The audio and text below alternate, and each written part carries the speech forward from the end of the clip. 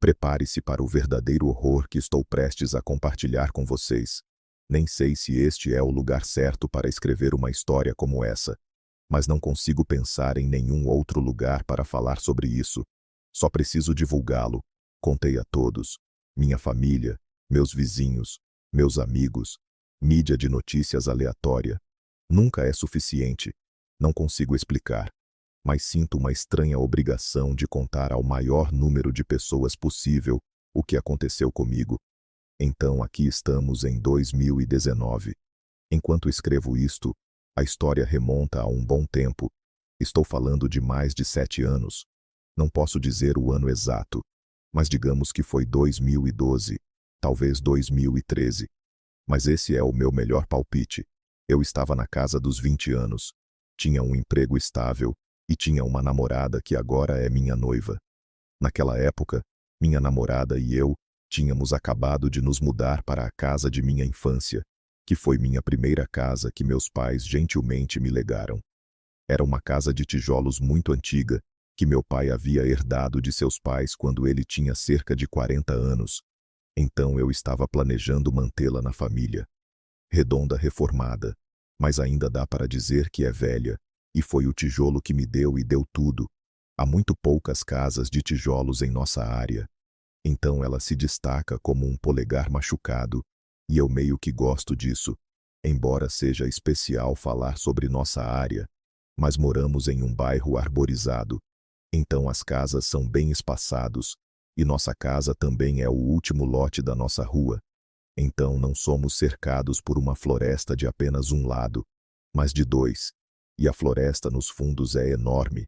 Quero dizer, quando criança, meus irmãos e eu costumávamos ir lá e explorar, mas não há nada como passear que faça algum sentido.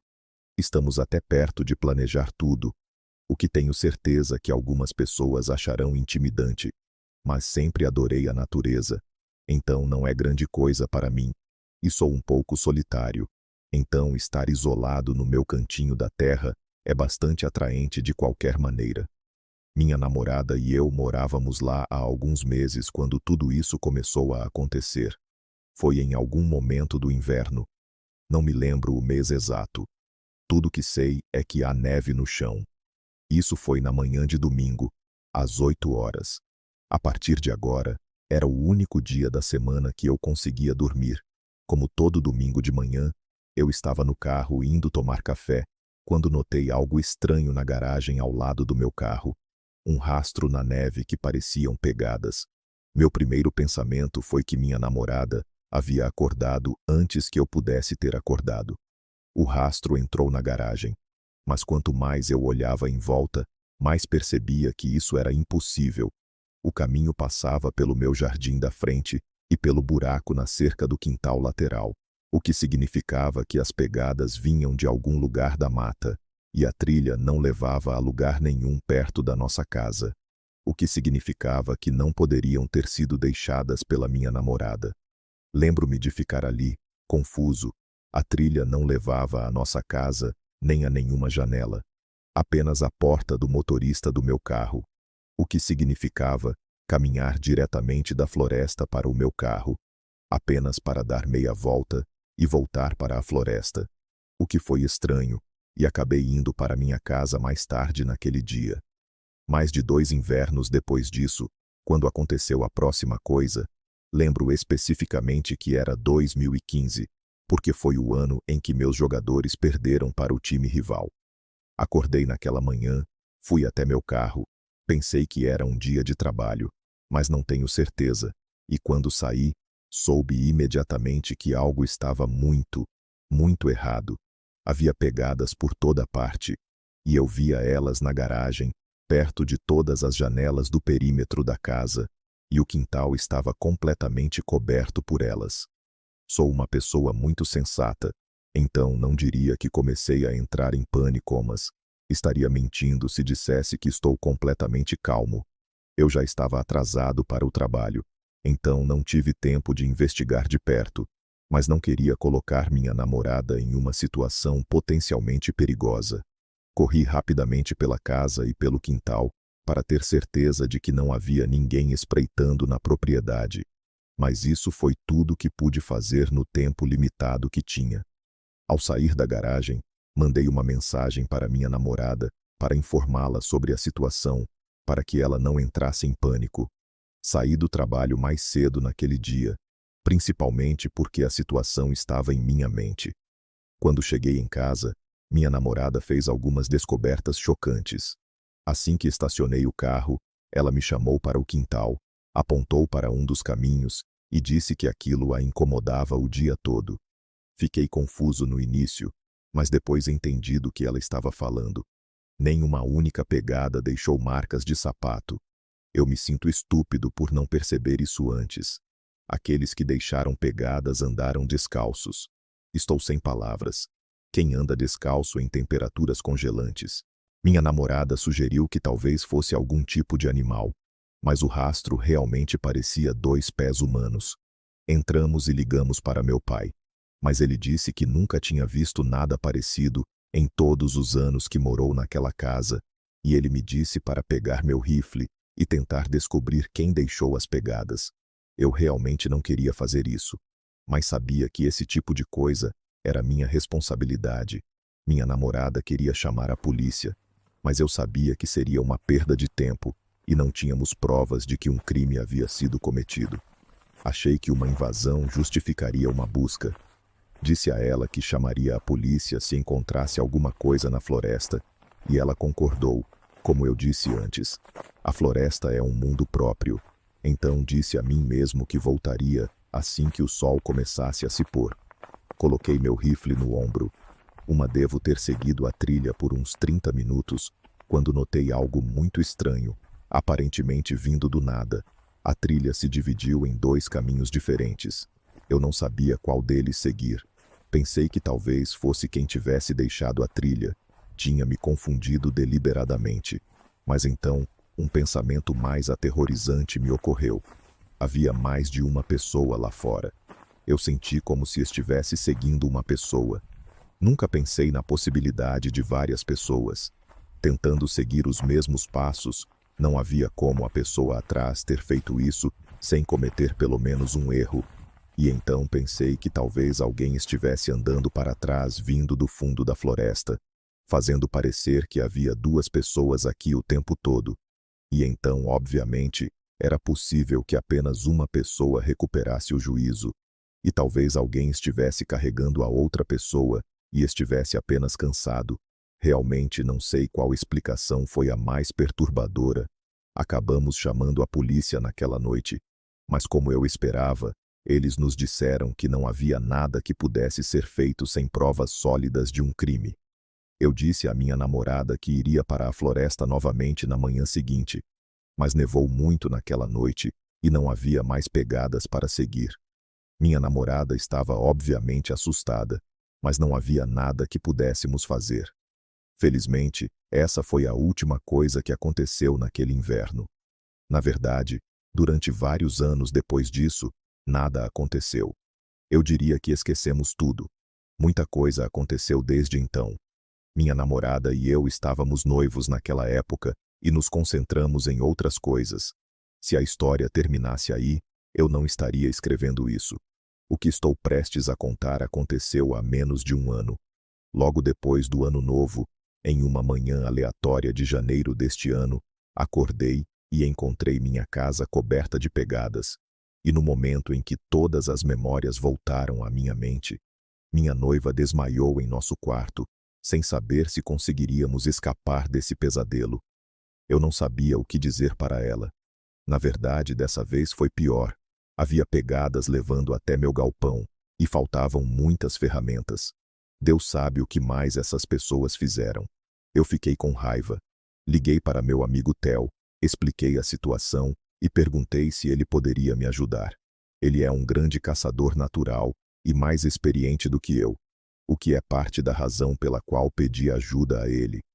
Ele concordou e dirigiu até minha casa algumas horas depois. Minha noiva ficou preocupada, mas garanti a ela que Theo e eu cuidaríamos de nós mesmos. Nos vestimos para o frio e nos preparamos porque sabíamos que poderíamos ficar ali por algumas horas. A razão pela qual eu não estava preocupado com o escuro desta vez foi porque Theo equipou seu AR-10 com uma luneta térmica muito cara que nos permitiu ver em baixa visibilidade. Nunca gastei tanto dinheiro em equipamentos de caça, mas é definitivamente reconfortante saber que pelo menos um de nós pode ver. Não vou adoçar a pílula. Fiquei com medo quando o tiramos. Theo e eu caminhamos e conversamos, mas depois de 45 minutos, ficamos em silêncio. A gravidade da situação pareceu atingir-nos a todos de uma só vez. Lembro-me de ter orado a Deus para não ter arrastado Theo para uma situação terrível. Não sei quanto tempo caminhamos, mas eventualmente as pegadas se dividiram em dois conjuntos novamente. Caminhamos pelo caminho da esquerda por alguns minutos, mas em algum momento o caminho parou repentinamente. Refizemos nossos passos de volta à sede da divisão, e Theo comentou que as pessoas que deixam pegadas não querem ser seguidas. Não quis pensar muito, então caminhei silenciosamente ao longo das pegadas. Não estou brincando. Havia pelo menos 3 outros becos sem saída, que nos forçaram a voltar atrás e desperdiçar a preciosa luz solar. Lembro-me de ter pensado como era notável que alguém pudesse andar para trás com tanta perfeição que um conjunto de pegadas não parecesse ter sido pisado várias vezes. Estou lhe dizendo, isso não é normal. A única vantagem que Theo me mostrou foi que um beco sem saída poderia significar que só poderíamos rastrear uma pessoa, e eventualmente começou a escurecer e estávamos bem no fundo da floresta, ponto em que eu não conseguia reconhecer o que estava ao meu redor. Cerca de 5 minutos mais ou menos, as pistas começaram a ficar visivelmente mais profundas, e estávamos nos aproximando, e em algum momento, outro conjunto de pistas apareceu ao lado do Theo, xingando e sussurrando que eu estava errado, e que provavelmente estávamos rastreando 2 pessoas. O sol estava basicamente rastreando. Agora. Então Theo verificava sua mira de vez em quando, e então a neve me dava alguma visibilidade. Mas para ser honesto, se não fosse pela mira de Theo, estávamos andando com força total. Eu me virei, e de repente havia silêncio. Senti o braço de Theo cruzar meu peito, sinalizando para eu parar. Olhei para ele. Ele estava olhando para frente através da mira. Eu não conseguia ver o que ele estava olhando. Então continuei olhando para ele, e o senti prendendo a respiração. Eu nunca o tinha visto tão quieto. Depois de 20 segundos inteiros, ele caminhou lentamente até a árvore mais próxima e se agachou. Eu o segui sem nem perguntar, porque ele estava olhando através da mira novamente. Eu podia ver suas mãos começando a tremer ainda mais. Houve 20 segundos de silêncio total. Eu estava em suspense, então dei um tapinha de leve no ombro dele, e ele largou o rifle e me entregou silenciosamente. Olhei pela mira e tive que conter um grito. Havia 4 figuras amontoadas na neve. Eram pessoas. 2 deles eram grandes e curvados. Os outros 2 eram minúsculos. Os menores estavam agarrados a uma árvore próxima, balançando a cabeça como um louco. Eles estavam comendo algo que eu não conseguia ver. Não consegui ver seus rostos. As visões térmicas não podem fazer isso. Mas eu pude ver o suficiente. Eu vi com meus próprios olhos. Foi isso que eu...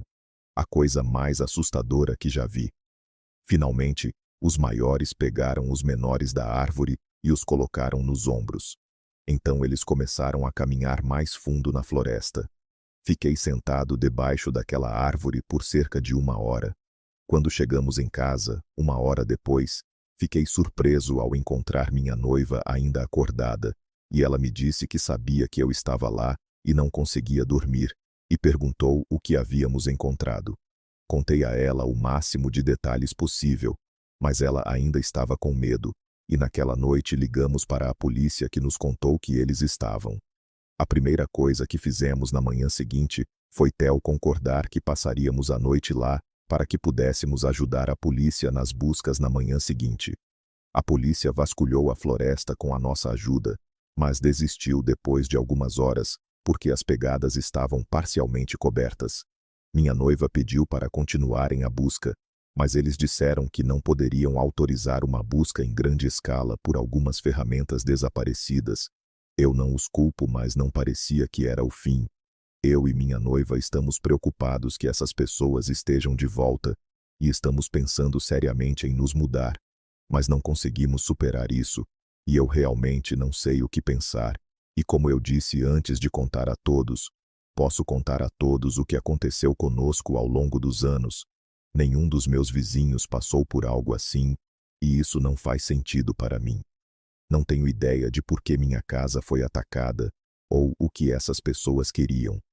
Alguns dos meus amigos achavam que eram inofensivos, mas outros me disseram que eu corria grande perigo. Acho que vou tentar isolar meu quintal da floresta, mas fora isso não sei mais o que fazer. Acho que vou tentar isolar meu quintal da floresta, mas não sei mais o que fazer além disso. Espero que possamos nos mudar em breve.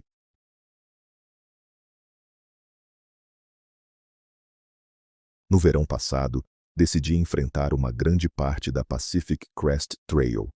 Sempre adorei fazer caminhadas, principalmente viajar sozinho. Meu plano era simples: estacionar meu carro no final do trecho, pegar uma carona até o início da trilha e caminhar de volta em pouco mais de uma semana e meia. Parecia simples na época. Os primeiros dias correram bem, pois assim era esperado. Haviam trechos intermináveis de árvores altas e caminhos sinuosos cortavam a paisagem pacífica. Eu estava em muito boa forma, então não preciso parar com frequência ao caminhar. Obviamente não posso andar no escuro, então tenho que montar uma barraca todas as noites para ter um pouco de paz e sossego.